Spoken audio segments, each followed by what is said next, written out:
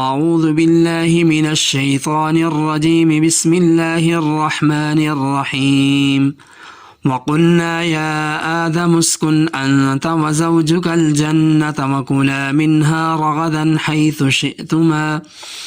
ولا تقربا هذه الشجرة فتكونا من الظالمين فأزلهما الشيطان عنها فأخرجهما مما كانا فيه وقلنا اهبطوا بعضكم لبعض عدو وَلَكُمْ فِي الْأَرْضِ مُسْتَقَرٌّ وَمَتَاعٌ إِلَىٰ حِينٍ۔ اور قلنا ہم نے کہا یا آدم اے آدم اسکن تم رہو انت تم وزوجکا اور تمہاری بیوی الجنہ جنت وکلا اور تم دونوں کھاؤ منہا اس سے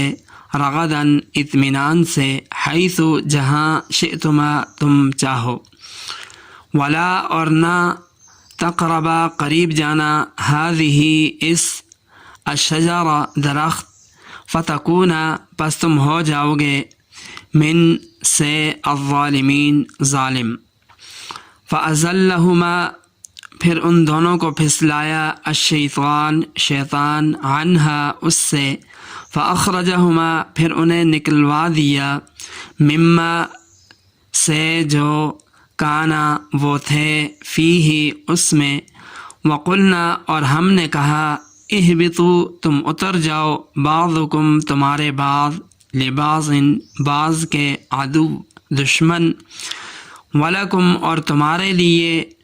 فی میں الارض زمین مستقر ٹھکانہ ومتاع اور سامان الی تک حین وقت وَإِذْ وَقُلْنَا يَا آدَمُ اسْكُنْ أَنْتَ وَزَوْجُكَ الْجَنَّةَ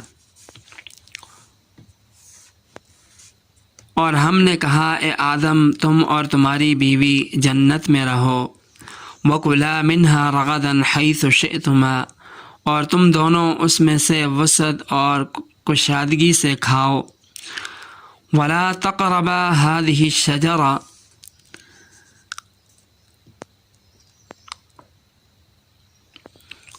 وَكُلَا مِنْهَا رَغَدًا حَيْثُ شِئْتُمَا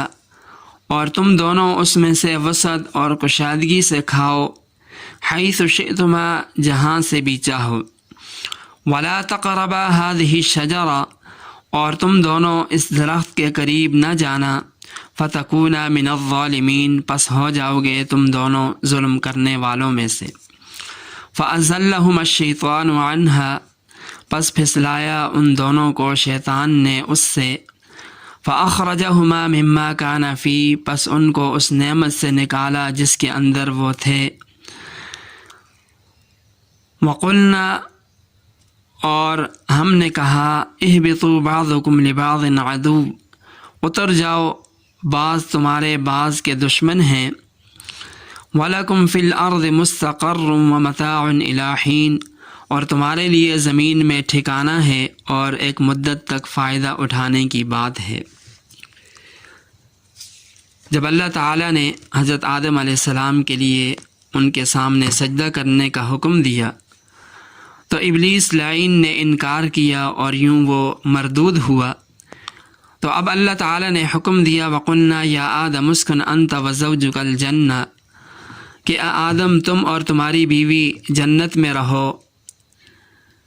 وَكُلَا مِنْهَا رَغَدًا حَيْثُ شِئْتُمَا اور تم اس میں سے کشادگی کے ساتھ کھاؤ جہاں سے چاہو۔ اس جنت کے متعلق مختلف روایتیں ہیں۔ بعض لوگوں کا خیال یہ ہے کہ یہ جنت زمین پر تھی، مگر صحیح قول یہی ہے کہ جس جنت میں حضرت آدم اور حضرت حوا کو رہنے کا حکم ہوا عالم بالا میں جنت المأویٰ ہے، جس کا ذکر قرآن کریم میں دوسرے مقام پر آتا ہے۔ سورہ نجم کے اندر فرمایا عند سدرۃ المنتہا، جو سدرۃ المنتہا کے پاس ہے، عندہا جنت المأویٰ، یہ عالم بالا کے متعلق ہے، تو اسی جنت میں رہتے تھے۔ جنت میں سکونت اختیار کرنے کے ساتھ ساتھ اللہ تعالیٰ نے حضرت آدم اور حضرت حوا کو یہ حکم دیا کہ جہاں سے جتنا چاہو جتنا جی چاہے کھاؤ، مگر فرمایا ولا تقربا هذه الشجرہ، اس درخت کے قریب نہ جانا، اگر ایسا کرو گے فتکونا من الظالمین، تو تم ظلم کرنے والوں میں سے ہو جاؤ گے۔ یہاں کون سا درخت تھا جس کے قریب جانے سے اللہ تعالیٰ نے منع فرمایا؟ تو اس کے متعلق مفسرین کے کئی اقوال ہیں۔ بعض اسے کھجور کا درخت بتاتے ہیں، بعض نے کہا اس سے مراد انجیر کا درخت ہے، اسی طرح یہ بھی آتا ہے کہ اس سے مراد انگور ہے، بعض نے کہا کہ اس سے مراد گندم ہے۔ بہرحال کوئی بھی درخت ہو، اس کا عقیدے کے ساتھ کوئی تعلق نہیں، اور اس کے اندر ہمیں زیادہ کھوج کرنے کی اور اس کے پیچھے پڑنے کی ضرورت بھی نہیں۔ یہاں پر فرمایا فتکونا من الظالمین، یعنی اگر تم نے شجرہ ممنوع سے کھا لیا تو تم ظالمین میں سے ہو جاؤ گے۔ یہاں آیت میں لفظ ظالمین استعمال ہوا، یعنی اگر ایسا کرو گے تو ظلم کرنے والوں میں سے ہو جاؤ گے۔ اب یہاں کس مناسبت سے ظلم کا لفظ استعمال ہوا، اس کو سمجھنا چاہیے۔ علماء نے لکھا ہے کہ ظلم تین طرح کا ہوتا ہے۔ پہلا ظلم وہ ہے جو انسان سے اللہ تعالیٰ کے بارے میں ہوتا ہے، اس سلسلے میں سب سے بڑا ظلم کفر و شرک اور نفاق ہے۔ دوسرا ظلم وہ جو انسان سے دوسرے انسانوں کے بارے میں ہوتا ہے، اور تیسرا ظلم وہ ہے جو انسان سے اپنے نفس کے بارے میں سرزد ہوتا ہے۔ تو یہاں فتکونا من الظالمین میں یہی ظلم مراد ہے، جس کے معنی یہ ہوئے کہ کہیں تم بھی ان لوگوں میں سے نہ ہو جاؤ کہ جو اپنی جانوں پر ظلم کرتے ہیں۔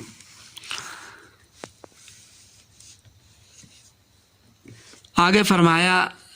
اللہ تعالیٰ کے حکم سے جب حضرت آدم علیہ السلام اور حضرت حوا جنت میں رہنے لگے تو فرمایا فَأَضَلَّهُمَا الشَّيْطَانُ عَنْهَا فَأَخْرَجَهُمَا مِمَّا كَانَ فِيهِ، جب شیطان نے دیکھا کہ میں تو یوں مردود ہو گیا اور حضرت آدم علیہ السلام کا یوں اعزاز و اکرام ہو رہا ہے،